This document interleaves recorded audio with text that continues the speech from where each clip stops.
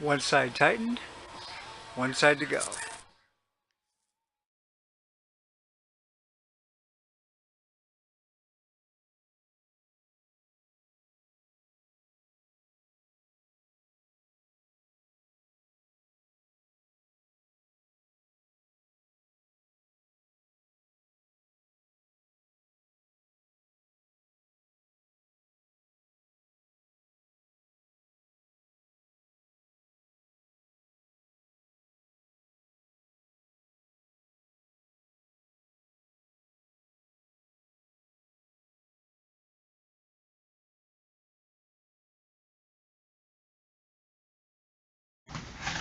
The next step will be installing the tires on the axle. So we're just going to take this nut off the end of the axle, see how tight it is. Oh shoot, tighter than I thought. And there's a little cotter pin that's supposed to go in there at the end. Unfortunately, I can't seem to locate cotter pins. So, oops, I don't think this is big enough. Alright, plan B. Get a bigger wrench. Let's try this. Yeah, they might be in one of the plastic bags. Just haven't opened up yet. Or I might be going down to the local hardware store, getting some cotter pins.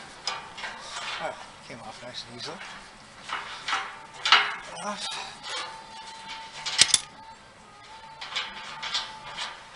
And let's go ahead and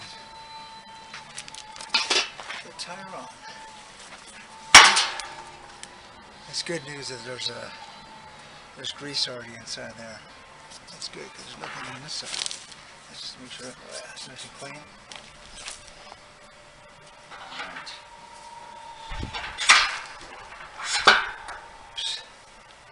Minor detail, I guess I need to take that cap off. Alright. Let's alright, I'm going to pause the camera for a moment. Alright, so we're just going to use a screwdriver. See if we can pry this cap off.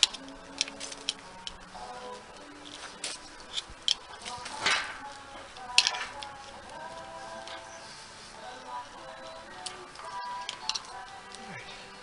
Just remember there are no problems. Only learning opportunities. I've learned that a screwdriver does not seem to take off the cap. We go grab the other tire.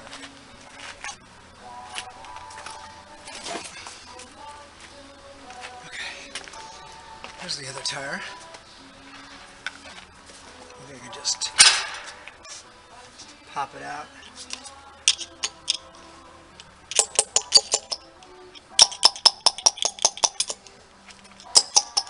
Alright. We're going to have to take a little bit of break until I figure this out. Catch it. Alright, let's try. This time we use a hammer.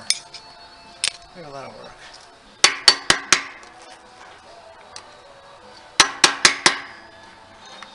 We have some movement.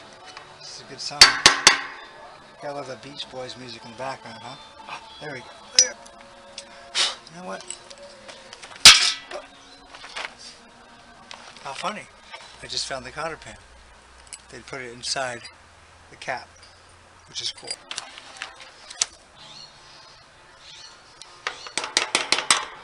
There we go. Oh, God, I'm getting this dirt in there. Great. Success. We have now installed both tires. Put the those big nuts on with the cotter pins. Everything went relatively smoothly. All the bolts are tight. And now for probably one of the biggest challenges of the entire project. I can tell it's a heavy-duty trailer because as I tried to lift it upright, it was quite heavy. It took a lot of effort, but I was successful. But just a word of caution: do it slowly and make sure you keep a good balance because it can tip over really easily and whack you on the head. But it's definitely a solid trailer.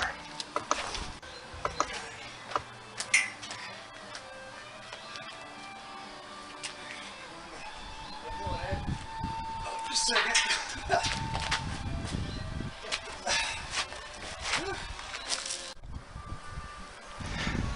I did it. Successfully flipped the trailer over, and now I'm ready to assemble the tongue onto the front of the trailer. It's pretty amazing. At this point, it actually feels and looks like a real trailer. You can move it around, the wheels roll. Pretty cool. Now what the next step is, we're going to go ahead and take that galvanized tongue and we're going to install that. It's all the chain, a safety chain, and all the bolts and nuts. So let's go ahead and get started.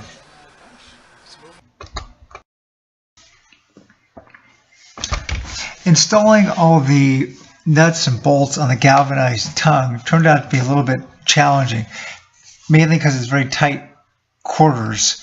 I ended up having to disassemble all the guts inside of the tongue in order to get all the nuts and bolts to fit, and it was not easy, but I overcame the challenge.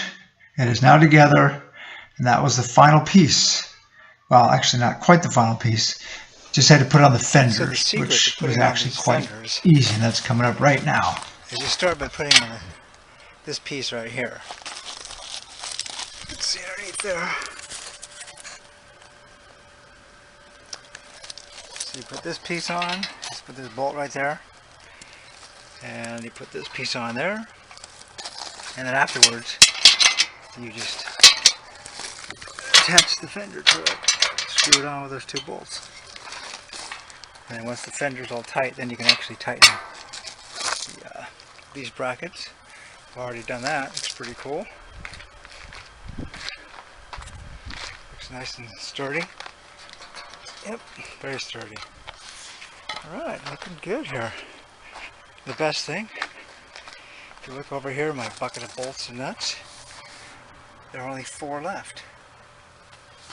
Actually, now that I look at it, there's 4 bolts, 5 washers, and 3 nuts. Well, that's an interesting combination. Hopefully there's just a couple extra washers. And there we have it. A fully assembled 5x8 trailer. Okay, I haven't done the electrical yet, but let's just say I'm very happy. All of the nuts and bolts, the holes, everything lined up, screwed together nicely.